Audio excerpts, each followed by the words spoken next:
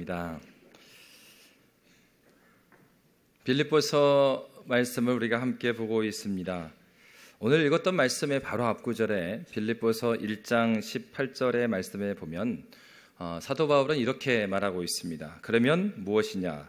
거칠애로 하나 참으로 하나 무슨 방도로 하든지 전파되는 것은 그리스도니 이로써 나는 기뻐하고 또한 기뻐하리라 라고 말씀하고 있습니다. 사실 바울은 지금 감옥에 있습니다. 그러나 자신의 형편과 상관없이 그는 기뻐하고 있습니다. 그리스도 예수가 전파되는 것으로 말미암아서 그는 기뻐하고 있습니다. 자신의 갇힘이 오히려 복음의 진보가 되었다면서 기뻐하고 있습니다. 두 번째로 그가 기뻐했던 이유는 바울이 가지고 있는 확신 때문이었습니다. 그러면 오늘 본문에서는 바울이 기뻐하는 두 번째 이유, 바울의 확신하는 그 확신의 내용이 무엇인가에 대해서 우리가 함께 살펴보도록 하겠습니다. 우리 19절 말씀에서 20절 말씀 함께 읽도록 하겠습니다. 19절부터요 함께 읽습니다. 이것이 너희의 간구와 예수 그리스도의 성령의 도우심으로 나를 구원에 이르게 할 줄을 아는 고로 나의 간절한 기대와 소망을 따라 아무 일에든지 부끄러워하지 아니하고 지금도 전과 같이 온전히 담대하여 살든지 죽든지 내 몸에서 그리스도가 존귀하게 되게 하려 하나니. 아멘. 오늘 사도는 어떻게 말하고 있냐면 이것이 너희의 간구와 예수 그리스도의 성령의 도우심으로 나를 구원에 이르게 할 줄 압니다. 여러분, 오늘 19절에서 말하고 있는 구원에 이르게 한다라는 것은요, 이것은 이 얘기가 아니에요. 우리를 십자가에서 죽으시로 말미암아 우리의 영을 구원해 주신다, 그런 측면이 아니고 오늘 본문에서는 말 그대로 어떤 얘기냐면 감옥에서 풀려난다는 뜻을 갖고 있습니다. 이게 이제 1차적인 의미예요. 그러니까 그 개념을 가지고 19절을 다시 한번 보면 어떻게 되겠습니까? 이것이 너희의 간구와 예수 그리스도의 성령의 도우심으로 나를 무죄 석방에 줄 수 있다고 내가 알고 있는 거로, 이렇게 말하고 있는 거예요. 사도가 지금 구원해 준다는 얘기는 감옥에서 풀려날 것으로 이제 그가 1차적으로 그런 의미를 담고 말하고 있습니다. 그러면 여러분, 이런 바울이 확신을 하고 있잖아요. 그러면 바울이 가지고 있는 이 확신의 근거는 무엇인가? 19절에서 우선 이렇게 말하고 있습니다. 첫 번째로는 이것이 너희의 간구로 말미암는 것이다. 간구가 기도입니다. 기도. 빌립보 교회의 간구 때문에, 기도 때문에 내가 무죄 석방될 줄을 내가 안다, 이렇게 말하고 있는 것입니다. 여러분, 근데 이것은 이런 얘기는 아닙니다. 우리가 이렇게 생각할 수 있습니다. 그렇지, 바울이 어떤 사람인데 그냥 대충 확신을 갖겠어? 무엇인가 자기가 석방될 가능성을 갖고 있으니까 이렇게 말했겠지, 우리는 그렇게 생각할 수 있습니다. 그런데 오늘 본문에 보면 사도 바울이 석방될 것이라는 우리가 생각하는 일반적인 그런 근거를 가지고, 그런 근거를 가지고 말하고 있지 않아요. 사도 바울이 확신하고 그리고 이 구원에 대한 얘기를 할 때 첫 번째 근거는 너희의 간구라는 거죠. 우리가 종종 그렇습니다. 그리스도인들이 함께 교제를 할 때 어떤 얘기를 하면은 이렇게 말을 많이 해요. 아, 집사님 그렇군요. 제가 기도하겠습니다. 이 그리스도인들 안에서 제가 기도할게요라는 말처럼 무심코 내뱉어지는 그런 말이 없어요. 여러분, 어느 순간인가 제가 이제 목회자가 가장 큰 죄인이죠. 목회자가 볼 때마다 그 얘기 하잖아요. 권사님 기도할게요. 집사님 기도할게요. 어느 순간인가 제가 기도하지 않고 있는 저를 발견했습니다. 어떤 목사님은 그래서 이렇게 말한다는 거예요. 절대 그렇게 하면은 기도 안 할 수도 있으니까 그냥 기억날 때마다 기도하겠습니다, 이렇게 얘기한대요. 저는 지금 여러분 모두 한 명 한 명을 알고 있지는 않습니다. 그래서 저는요, 여러분들이 기도 제목을 부탁할 때마다 제가 이 파일에다가 정리하고 있어요. 무섭죠? 그래서 성함 딱 써놓고 기도 제목 써놓고 새벽마다 기도합니다. 최대한 내가 기도한다고 해놓고선 기도하지 않는 죄를 범하지 말자. 사람인지라 이게 이렇게 적어놓으면요 생각이 나는데, 그렇지 않으면 제가 젊음에도 불구하고 어릴 때 연탄가스를 많이 마셔가지고 잘 잊어먹습니다. 그래서 적어요. 그러면서 기도하는 겁니다. 여러분 그렇습니다. 우리가 일반적으로 그렇게 기도하겠습니다 말하는데 사도 바울이 이렇게 말했던 데는 사도 바울은 예수님 말씀에 굉장히 충성스러운 사람이었습니다. 예수님께서도 이 기도에 대해서 이런 말씀을 하세요. 마가복음 11장 24절에 보면 예수님께서 이런 말씀하십니다. 우리 함께 읽도록 하겠습니다. 그러므로 내가 너희에게 말하노니 무엇이든지 기도하고 구하는 것은 받은 줄로 믿으라. 그리하면 너희에게 그대로 되리라. 아멘. 사도 바울이 빌립보 교인들의 기도를 어떻게 받았습니까? 기도하는 대로 그 기도를 받으시는 하나님. 기도하는데 믿음을 가지고 기도할 때 그 기도를 들으시는 하나님. 사도 바울이 이렇게 확신을 가질 수 있었던 것은 빌립보 교인들의 간구 때문이고 빌립보 교인들의 기도를 확신하면서 받을 수 있었던 것은 바로 그리스도 예수의 말씀 때문입니다. 그러므로 여러분, 우리가 기도는 우리가 생각하는 기도 제목으로 기도하는 것 같지만은 실상 우리의 기도는 하나님 말씀 의지해서 기도하는 것입니다. 그래서 여러분 정말 5만 번의 기도 응답을 받았다고 하는 그런 믿음의 선배가 있지 않습니까? 그래서 그렇게 기도할 때마다 어떻게 기도했대요? 성경을 찾았대요. 예. 성경을 다 찾아가지고 기도 제목이 나오면 자기의 기도 제목이 나오면 이거에 해당되는 성경의 어딘가를 막 찾아요. 그래가지고 어떻게 기도합니까? 그 성경을 들이밀면서 기도하는 거예요. 하나님께서 이거 말씀하셨죠? 그러니까 이렇게 기도합니다. 예. 이게 어떻게 보면 굉장히 당돌해 보이지만 이거 정말 하나님 말씀을 믿으니까 하나님께서는 거짓이 없으신 분이시고 말씀하심이 이루신 하나님이시니까 그 말씀이 이루어질 걸 믿고 기도하는 것입니다. 사도 바울은 이렇게 기도하였습니다. 그가 빌립보 교인들이 그렇게 그리스도 예수의 말씀을 믿고 기도하는 것을 믿었기에 그가 기도했어요. 때로는 여러분 우리가 하나님 말씀대로 살아갈 때 이렇게 굉장히 외로울 때가 있습니다. 사실은 바울의 경우는 굉장히 외로운 때죠. 감옥에 있는데 이게 구금당했습니다. 누군가를 만나지도 못하고요. 만날 수 있는 사람은 누구예요? 황제의 시위대. 그 황제 시위대에만 만나고 있는 거예요. 어떻게 보면 이 그리스도인들과 함께 교제하는 것이 너무나 간절히 원하는 그런 때입니다. 그러나 구금되어 있는데 어떻게 자유롭게 만날 수가 있습니까? 정말 우리가 하나님 말씀대로 살아가다 보면 이 땅 가운데 하나님께서 이루시는 일로 인하여서 그 말씀에 순종하는 것이 정말 즐겁고 감격스러운 때가 많이 있어요. 근데 항상 그런 것인가? 때로는요, 혼자 바보같이 사는 것 같은 느낌을 받을 때도 있어요. 그럴 때 여러분 어떻습니까? 이런 찬양이 있잖아요. 누군가 널 위하여 누군가 기도하네 내가 홀로 외로워서 마음이 무너질 때 누군가 널 위해 기도하네. 아멘. 여러분, 한 청년이 군에 갔을 때 이야기를 한 달 전에 드렸었어요. 어머니가 떨어져서 만날 수 없고 지금은 되더라고요. 요즘에는 뭐 카톡을 넣으면 바로 응답 오고 막 그러더라고요. 근데 예전에만 해도 군대 가면 어떻습니까? 이 편지로만 알 수 있고 지금 어떤 일이 일어나는지 몰라요. 그럼에도 불구하고 이 아들이 군 생활 가운데 하나님께서 선하게 인도해 주심을 경험합니다. 바로 그때 어머니께서 간절히 기도하고 있었어요.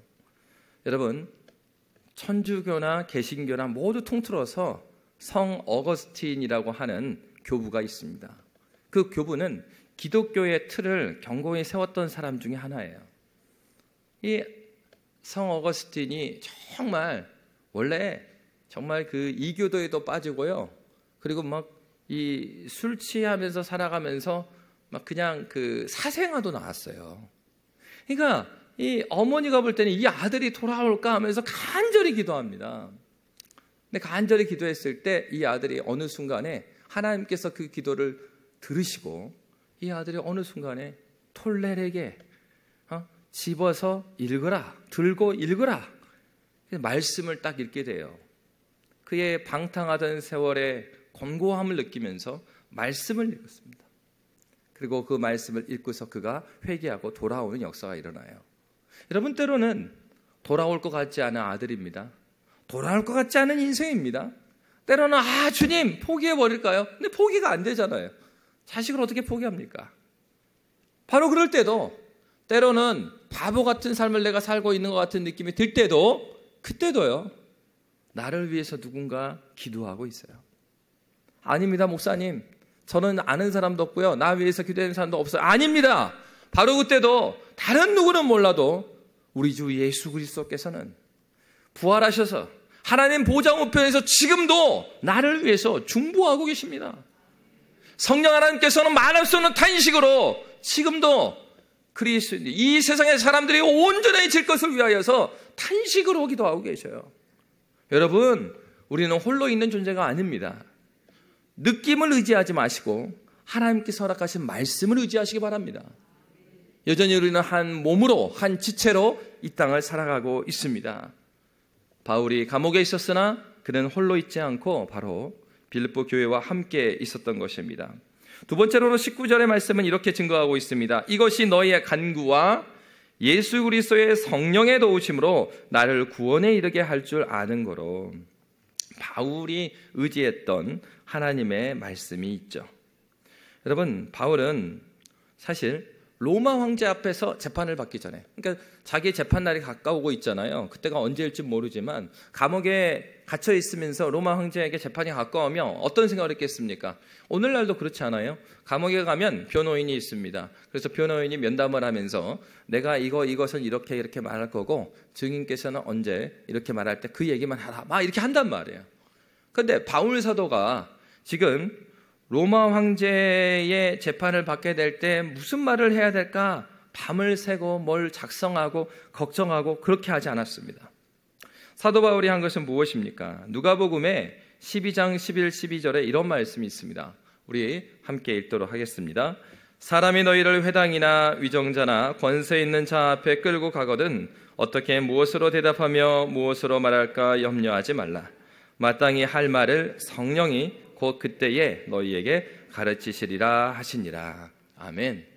제가 전도하러 나갔을 때 이 말씀이 되게 위로가 됐습니다. 대학에 들어가기 바로 전에 예수를 만났어요. 그래서 이게 너무 기쁜 거예요. 그래서 이제 복음을 전하기 위해서 이 복음 전하러 막 나갑니다. 그럴 때마다 제 눈이 이 전도를 방해해요. 그러니까 내 눈에 보기에 저 사람 어려울 것 같아. 무섭게 생긴 분들이 간혹 있잖아요. 그러면 그분한테는 저분은 패스하고 싶어요. 근데 눈치 없게 전도장 나간 친구가 저기로 가자 그러면 마음속에 어떡하나, 제가 안 들어줄 것 같은데. 근데 어떻습니까? 이 말씀, 마땅히 할 말을 누가요? 성령이 곧 그때에 너희에게 가르치시리라. 여러분, 그런 많은 거 경험합니다. 우리가 하나님 말씀에 순종하고 하나님 말씀에 나아갈 때 때로는요, 무슨 말을 해야 될지 모르겠고, 저도 그래서 대학생 선교회에서 훈련받을 때 사역례를 다 외웠어요. 다 외웠는데 외우면 뭐 합니까? 현장에 가면 어때요? 하얘져요. 하나도 생각이 안 나고, 이게 이제 읽어주기도 하는데 읽어주면서도 이분이 정말 이 집중해서 듣고 있는가 이렇게 쳐다보고 막 해야 되는데, 처음에 갈 때는 막 너무 떨었어요. 막 덜덜덜덜덜덜. 말씀드렸잖아요. 하도 떠니까 어떻게 했냐면 이 듣는 분이 주시라고, 내가 읽겠다고. 여러분, 그렇습니다. 놀라운 거 뭐냐? 그러면은 아주 유창한 게 다 외워가지고 막 술술술 유창하게 증거하면은 그러면 막 복음의 능력이 나타나는 것인가? 그렇지 않다는 겁니다. 여러분, 제가 이제 서울에 있을 때 그 대학생 선교회 활동을 했을 때 우리 교회 홈페이지에 보니까 역대 담임 목사님 중에 김준곤 목사님이 계시더라고요. 제가 김준곤 목사님 교회에 한 2년 다녔어요. 서울에서. 근데 김준곤 목사님이 설교하실 때 그런 얘기합니다. 전도와 선교를 강조하시는데 어떤 얘기를 하냐면, 그때가 김준곤 목사님 아마 70 몇 세셨던 것 같아요. 근데 김준곤 목사님 하신 얘기가 평생을 복음 전도에 헌신하신 분이잖아요. 그 목사님이 하신 얘기가, 저는 지금도 전도하려고 나가면 떨립니다. 한편으로는 기대감이 있고 한편은 건 두렵다는 거예요. 여러분, 하나님 말씀에 순종하고 하나님 말씀을 증거하고 이러한 증거하는 삶이 목사고 장로고 권사면은 쉽고 잘 됩니까? 안 그래요. 초신대가 됐든지 10년이 됐든지 20년이 됐든지 마찬가지입니다. 하나님 말씀에 순종하며 살아가고 그리스도 예수를 증거하며 전파하는 삶은 그렇게 쉬운 삶이 아니에요. 두렵고 떨림이 있어요. 그런데 그 두렵고 떨림을 담대함으로 바꿔주시는 분은 다른 분이 아닙니다. 바로 우리 가운데 거하시는 성령께서 지금도 우리에게 할 말을 가르치시기 위하여서 우리의 심령 가운데 함께 계시는 분입니다. 그러므로 여러분, 우리가 담대히 나아갈 수 있는 이유는 무엇입니까? 다른 무엇 때문이 아닙니다. 주님께서 약속하신 보혜사, 약속하신 그분이 우리와 함께 계시기에 우리가 담대함으로 주님께 나아갑니다. 성령 하나님께서 지금도 역사해 주실 것을 우리는 그리스도 예수의 말씀의 그 약속 때문에 확신을 갖고 나아갑니다. 여러분, 이것이 바로 그리스도인들의 고백인 것입니다. 세 번째로 바울이 이렇게 확신 있게 증거했던 이유는 바로 하나님께서 바울을 그냥 그렇게 부르지 않았기 때문이에요. 신명기 34장 7절에 보면, 신명기 마지막이죠. 34장 7절에 보면 이런 말씀이 있습니다. 우리 함께 읽도록 하겠습니다. 모세가 죽을 때 나이 120세였으나 그의 눈이 흐리지 아니하였고 기력이 쇠하지 아니하였더라. 모세는 120세에 죽었습니다. 그런데요, 그 건강이 안 좋아서 죽지 않았어요. 모세가 죽을 때 아주 건강했답니다. 그의 눈이 흐리지 아니하였고요, 기력이 쇠하지 아니하였어요.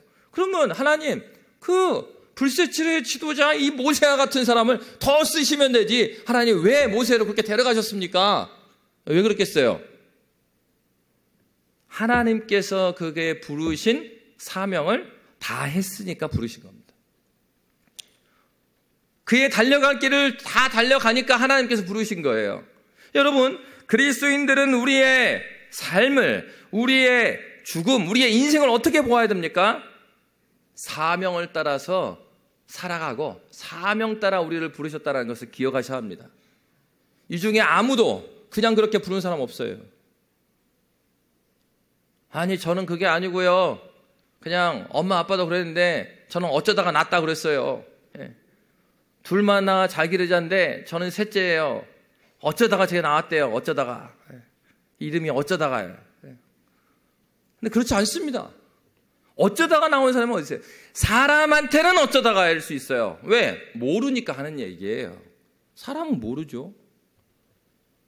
우리 하나님은 어쩌다 이 땅에 보낸 사람이 없습니다. 바울 같은 인생 어떤 인생입니까? 세상에서 볼 때는 실패한 인생입니다. 초반은 승승장구와 같지만 마지막에 어떻게 했어요? 마지막에 감옥에 갔습니다. 나중에 죽임을 당하잖아요. 그럼 어떻게 성공한 인생이라고 세상에서 볼 수 있겠어요? 그렇지만 바울과 같이 영향력 있게 신약 성경을 가장 많이 쓴 사람이 누구예요? 바울입니다. 하나님의 관점과 세상의 관점이 이렇게 다른 것이에요. 하나님께서는 우리를 어떻게 부르셨습니까? 우리가 우리를 어떻게 생각하는 거 그거 상관이 없어요. 하나님께서 나를 어떻게 생각하는가가 중요해요. 이 사람한테 인정받고 저 사람한테 인정받고 이 사회에 인정받고요? 아닙니다. 하나님께서 나를 어떻게 인정해 주시느냐, 이게 중요한 것이죠. 한 선교사님의 고백이 그렇습니다. 한국에서는 열등감이 많았대요. 그런데 선교제가 갖고 하나님께서 자기의 그 열등감을 막 해소시켜 주셨대요. 어떻게 해요? 물어보니까 한국에 있을 때는 가정이 이렇게 부유한 집이 아니고 지방에 있다 보니까 어릴 때부터 제대로 피아노를 못 배운 거예요. 나는 너무 치고 싶었어요. 그래서 어떻게 배웠냐? 어깨 너머로 배웠어요. 그럼 어떻게 했어요? 제대로 막 잘 치는 자매는 아닌데 너무 피아노를 치고 싶어가지고 나중에 그 유명한 그 찬양팀 그 예배팀에 들어가서 막 훈련을 받고 그러면서 이제 막 받았어요. 그러니까 이게 그 우리나라에서 하듯이 바이엘부터 해갖고 체르니 이런 스타일이 아니죠. 그런데 그렇게 하고 복음의 열정을 갖고 그리스도 예수를 만나가지고 선교사로 나갔습니다. 그러니까 선교지에 보니까 우리나라보다 한 30년, 40년 정도가 교육이 늦은 거예요. 그러니까는 반주할 사람이 없으니까 누가 반주해야 돼요? 선교사님이 예배 인도하면 자기가 반주를 해야 돼. 반주를 하니까 그 동네 사람들이 어떻게 해요? 거기는 이제 뭐 이게 선교사인지 뭔지 모르니까 뭐라고 부르냐면 선생님. 피아노 선생님. 우리 애들 피아노 좀 가르쳐달라. 그러니까 한국에서 어떻게 해요? 전공도 안 했는데 무슨 피아노를 누가 맡깁니까? 근데 선교지 가가지고 피아노 선생님. 그래서 어때요? 남편 선교사님은 복음을 들고 들어가지 못하는 집도 이 피아노를 가지고 거기에 뭐 시장이 됐든 누가 됐든 간에 그 집에 다 들어가면 문을 열어주죠. 선생님 오셨습니다 하면서 피아노 가르쳐주면서 우리 아이 너무 잘해서 감사하다고 밥을 먹으면서 복음을 전하고. 여러분, 하나님께서 우리를 사용하시는 건요, 우리가 생각하는 방식으로 다 그렇게 쓰임받는 거 아니에요. 하나님의 놀라운 방식이 있습니다. 우리는 이렇게 하고 이렇게 해야만 쓰임받을 것 같이 그렇게 생각합니다. 그러나 그렇지 않습니다. 하나님께서는 하나님의 비밀한 계획 가운데 하나님의 뜻이 있으셔서 우리를 지금 어디에요? 여기에 부르셨습니다. 신자는 하나님 앞에서 지금 여기에 살아가는 사람이에요. 우리가 시간을 끌어서 과거로 갈 수 있습니까? 없습니다. 과거의 얽매여 살지 마십시오. 미래를 우리가 살아가는 거예요? 아니에요. 우리는 현재 어디에서요? 광주에서. 어디에서요? 양림교회 사시는 거예요. 자꾸 딴 교회 비교하지 마세요. 자꾸 자기 아내를 너는 왜 김태희 같이 예쁘지 않느냐? 그럼 되겠어요? 하나님의 다 비밀한 작전 가운데서 만나게 해주셨단 말이에요. 자기는 말이야 장동건이 아니면서 김태희를 찾으면 안 되죠. 하나님께서 비밀한 계획 가운데 우리를 한 몸으로 불러주셨습니다. 지금 어디예요? 여기에. 하나님의 그 비밀한 계획을 우리는 발견해 나가면서 그 말씀에 한 걸음 걸어가는 것이 우리의 걸어가는 발길입니다.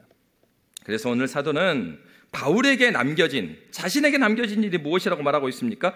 빌립보서 1장 25절입니다. 25절 이렇게 말합니다. 함께 읽겠습니다. 내가 살 것과 너희 믿음의 진보와 기쁨을 위하여 너희 무리와 함께 거할 이것을 확실히 아노니. 사도 바울에게 맡겨진 사명이 무엇이라고 했어요? 너희 믿음의 진보와 기쁨을 위해서 내가 아직 사명이 남아있다라는 얘기입니다. 여러분, 그래요. 하나님께서는 우리를 어떻게 부르셨습니까? 사명을 따라서 주님 나라 확장을 위하여서 우리를 부르셨습니다. 그러므로 성도에게 있어서 이 죽음이라는 것은요, 다른 그림이 그려지는 겁니다. 그래서 사도 바울도 그런 얘기 하잖아요.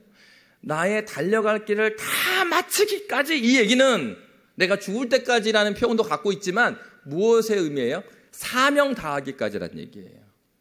내 숨이 끊어진다라는 의미보다는 사명을 다하기까지.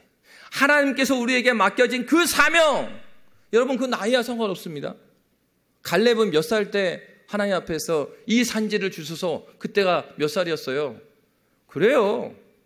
모세를 몇 살에 불렀죠? 80세에 불렀어요. 그때 오래 살았다고요? 그래요, 오래 살았어요. 근데 요즘에도 우리 100세 시대 됐잖아요. 나이 차이 얼마 안 납니다. 그래요, 조금 줄여서 80세 조금 줄이면 어떠냐? 어떻게 보면 한 70대에 부른 거예요. 70살에. 저는 다 늙어서 할 일이 없고. 아닙니다. 하나님께서요, 그의 백성을 다 필요해서 부르셨어요. 한 집사님이 있었습니다. 그 집사님이 나중에 혈액암으로 지금 하늘나라 가셨어요. 근데 입원해 계셨습니다. 그래서 교육자들이 신방을 갔어요. 병원에 갔습니다. 그래서 기도해 드리러 갔어요.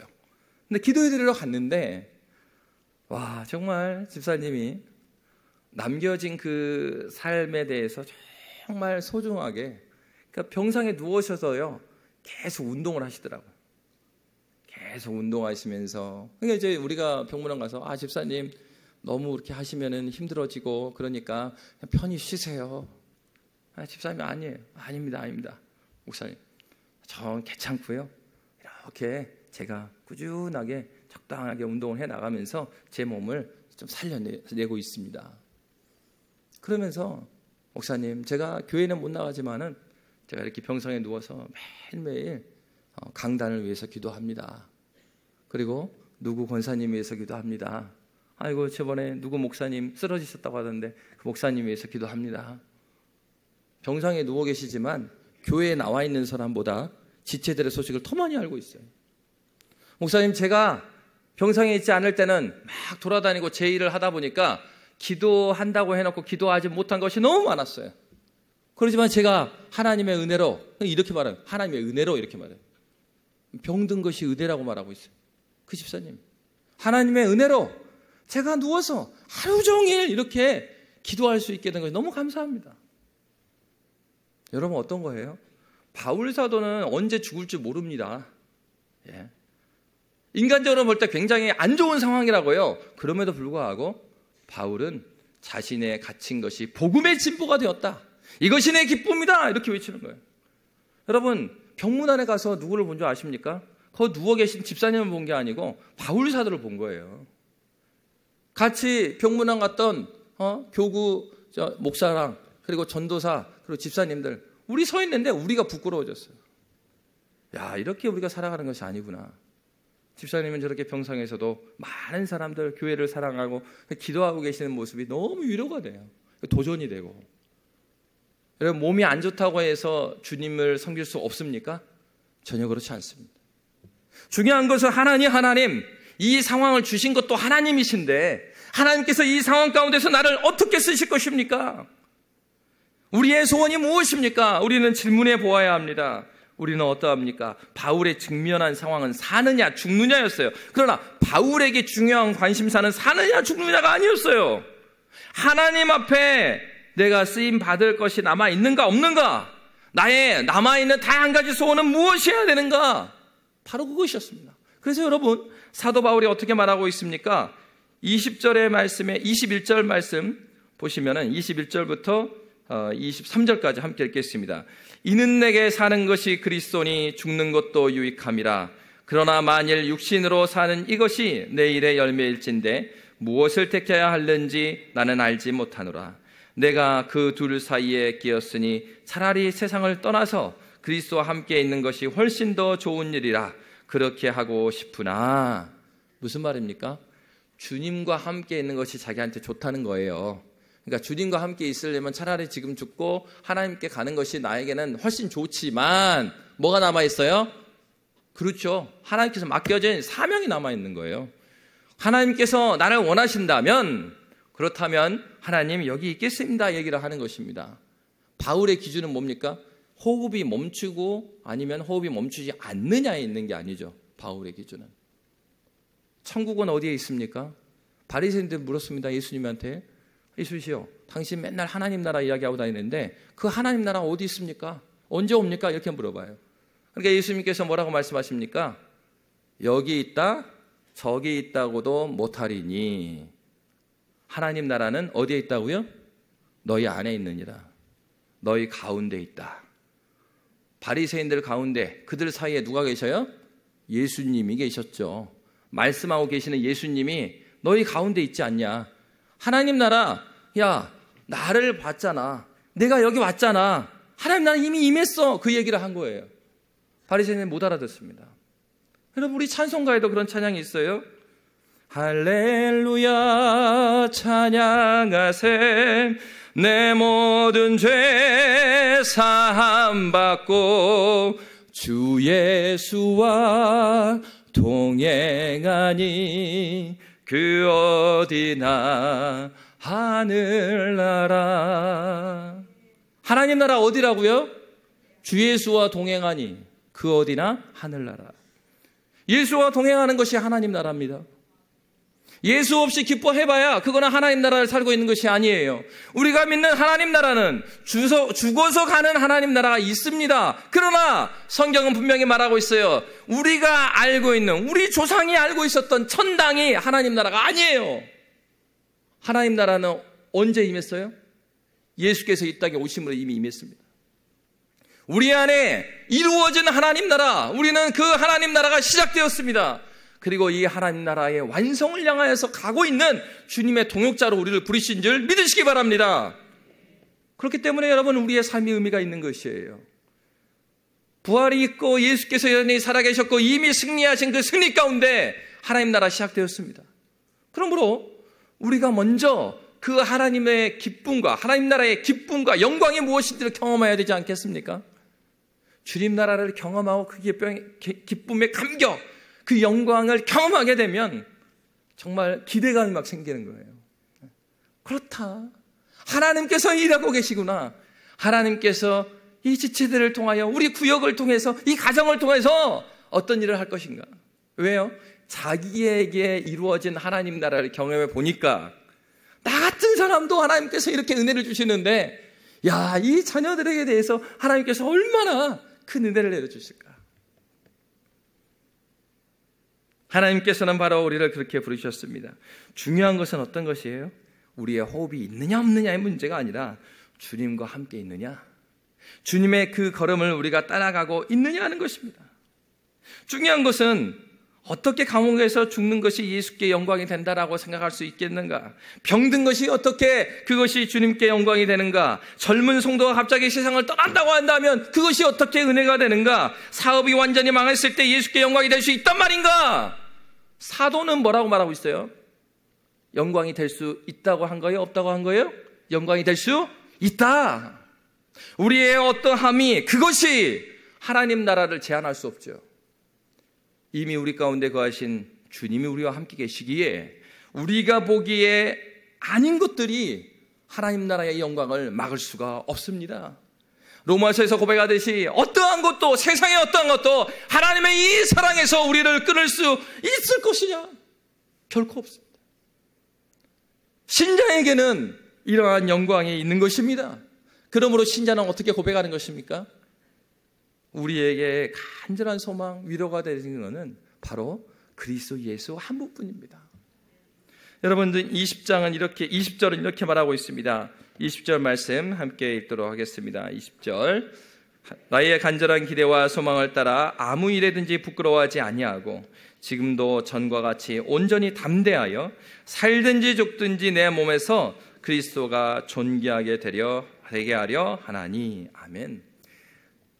사도 바울의 간절한 바람은 내 몸에서 그리스도가 존귀하게 되는 것이 그것이 전부예요.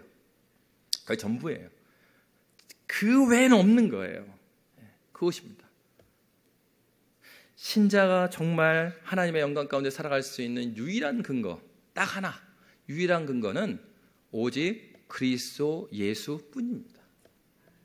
우리 신앙의 선배들은 하이델베르그 요리문답 1문답에서 그렇게 묻고 답했어요. 살아서나 죽어서나 우리에게 유일한 위로는 무엇입니까? 그것에 대한 답을 우리 신앙의 선배들은 그렇게 말했습니다.